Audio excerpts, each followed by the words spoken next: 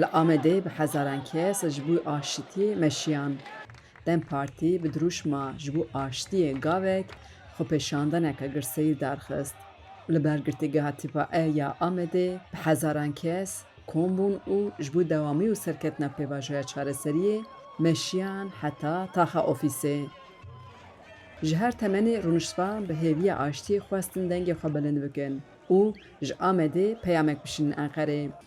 Gelo rûniştvanên Amedê bi vê xwepêşandanê çi hêvî dikin? Me pirsî wiha bersiv hatin. Em barış dixwazin, em destek dixwazin, em alîkarî dixwazin. Destsalay vê zilma heye em dibên bira vê zilma ser me rab ya me Kurda çi kiriye em zimanê xwe dixwazin. Yani barışak bir rûmet wek heviya mezî em bi zimanê kanûn li her derê xeber bidin. Zindanede girtiyen mehene en azından bir ali de hani ale güvenede siyasiye men girtiyen bila en berdan. و صدمه که حتی هبونه ام بیش سبب آلوزیان سبب چک بکار آنینه شهر وان سبب جدی وان صدم جهولی ورن را کرن جواک جی لبنده لی خویای عالی دولت دوی عالی دا گراند مشه سیستم دخوازه ایدی به برب seçimi tiştek çi ve Kürt belki em bêjin tiştek bike hetانî ku berî seçimê serokatî neyê berdanê fizîkî ewa wî çê nebe ev barişî çê nabe.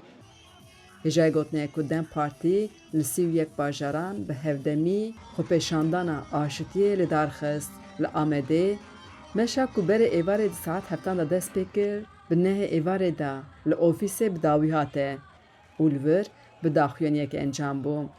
Barış için bir adım atılabilir, atılmalı. Hevseroka Dem Partî Tülay Hatimoğlu di daxuyaniya xwepêşandanê da anî ziman ku pêvajoya çareseriyê xitimiye û partiya wan ji bo aşitiyê tekoşînê dide wê destnîşan kir li parlemenê bi dehan civîn çêbûn û niha jî demdema çarçoveyeka yasayî ye da ku ev pêvajo bi aşitiyê encam bibe. Her wiha statûya ji bo Öcalan berdana girtinên siyasî dexwazên sereke ên Dem Partiyê bûn.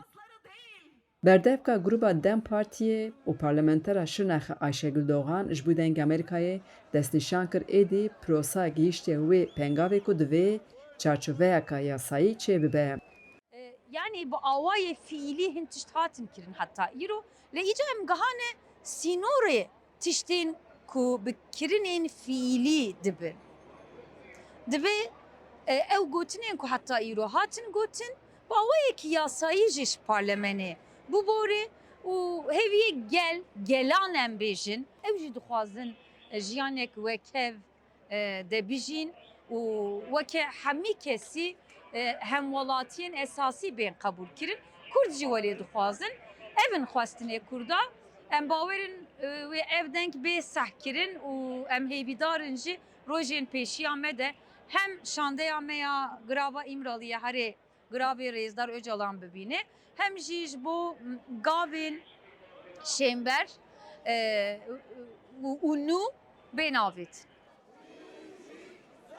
Xwepêşandana aşitiyê bê pirskirêk encam bû. Xeciyan Farqîn, Dengê Amerîka, Amed.